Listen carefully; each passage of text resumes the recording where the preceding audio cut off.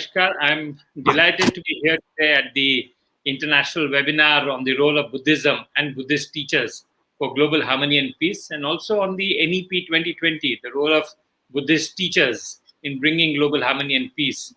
Today is an auspicious day, Buddha Purnima or Vesak Day, and I wish all participants of this webinar peace, unity, and joy. And may you have Buddha, Dhamma, and Sangha in your life. So, Nava Buddhaya.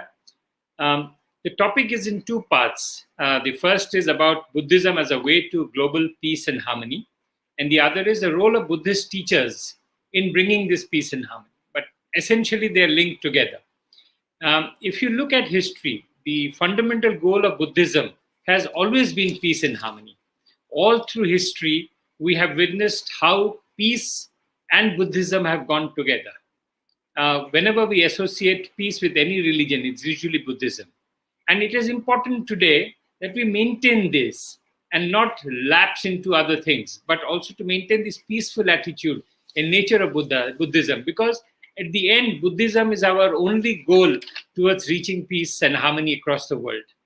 And now the Buddha said many years back, if you light a lamp for somebody, then you brighten your own path also. And that is important to understand, because the guru, the teacher who lights the lamp of wisdom, opens the path for others to follow and also opens your own path, makes you more enlightened and see things more clearly. The Buddha said that the fundamental cause of all suffering is ignorance. And to banish ignorance and to have a greater understanding of oneself is the most important aspect of fighting against all suffering that we have. And again, it is the guru, the teacher, who can banish ignorance, who can bring enlightenment to us and show us the path to take. The role of teachers has always been crucial. And in the Buddhist philosophy, the role of teachers, the guru, is of paramount importance. The guru is not only our guide, our best friend, our mentor, but he's like family, and to some, he's like God to us. And the teacher, he teaches us how to fight. Now, in Buddhism, what is fighting?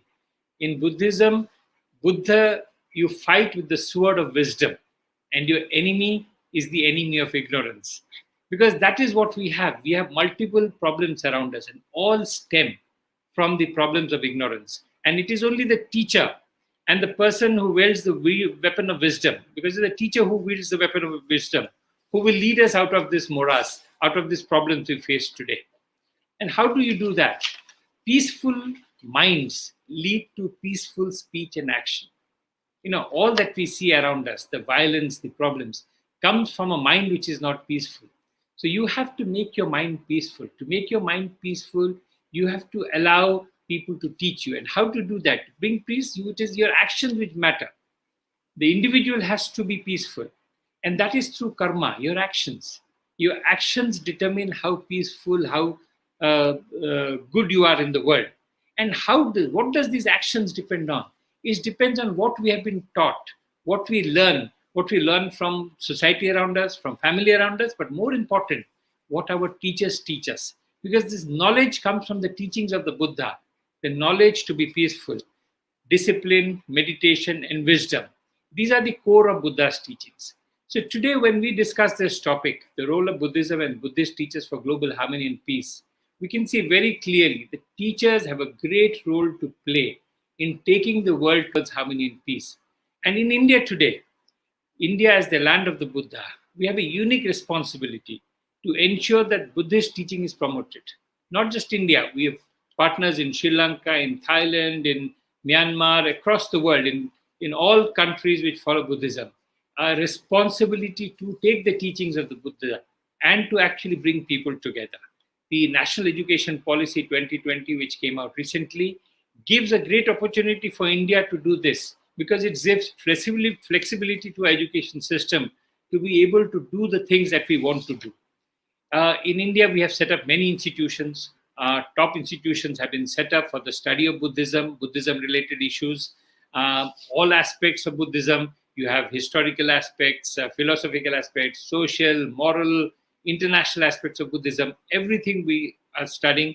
The Ministry of External Affairs has set up the Nalanda University to bring back the glory of the past, to bring back Buddhism studies in its top Institutions like the B.R. Ambedkar Institute of Social Sciences is doing a lot to promote study of Buddhism.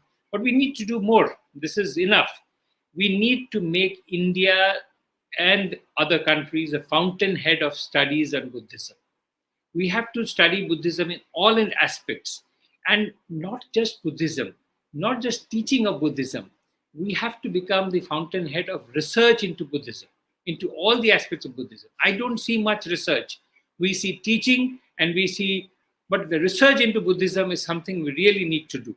And I would like to support Professor Asha Shukla, the Vice Chancellor of Browse, when she said that she wants to do more collaborations with foreign universities. Because research and other things can be done in collaboration with universities, not only in India, but across the world. You have joint courses, you have student and faculty exchange programs, you have research programs, you have fellowships, everything that we need to put together. And in this, we in ICCR are doing a lot. I mean, our resources are limited, but we are doing a lot and we're working.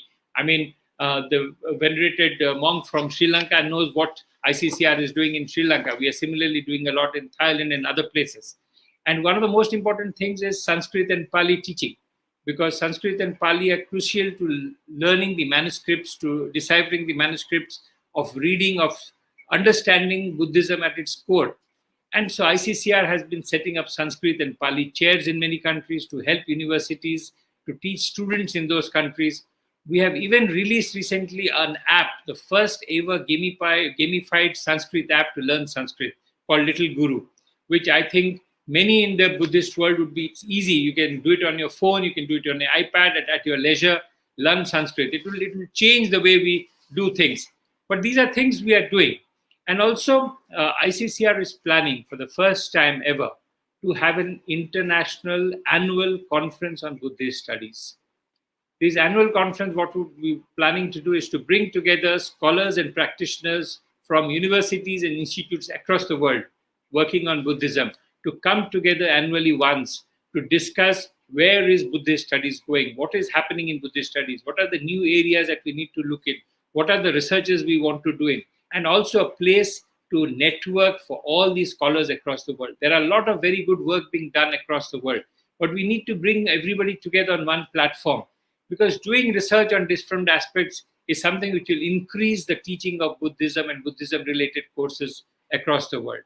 And not only will we have this annual conference, we're also institutionalizing an annual Buddhist Studies Award to be given to the persons, scholars, or institutes who have made outstanding contribution to Buddhist studies. This will be a very prestigious award given by the President of India, with a very high amount of money being given. This is going to be an annual award for Buddhist studies. This is to encourage people to do more studies, more research, and to support Buddhist studies across the world. So these are the things ICCR is doing, apart from the fact that we also give a large amount of scholarships. You know, a large number of students come to India to study Buddhism and Buddhism-related courses, and ICCR gives a large amount of scholarships. But I'm willing to give more scholarships, but only to people, to students who want to come to do research, who want to do a PhD, master's program, or higher studies program. And I'm willing to give as many scholarships. We have some of the top Buddhist institutes across the world on the platform today. So anybody who feels that they need scholarships to come and study in India, or institutes in India which feel that we have students who want to come, then please come and approach us. We would be delighted to work with you to institute more scholarships on this. And this is important because we also want to give fellowship for short-term research into issues. You know, come for 6 months, 1 year, Buddhist scholars who are highly qualified scholars to come to India to do fellowships on different issues. These are things ICCR wants to do to put in place an ecosystem where Buddhist studies is encouraged. So we, at the end, I would like to say that we at ICCR would like to work with all institutes in India and across the world to support the teaching of Buddhism and to do research on Buddhism-related issues. I wish all participants in today's webinar all the best. And on today's auspicious day, I wish you all a spiritually refreshing Vesak day. Namaskar.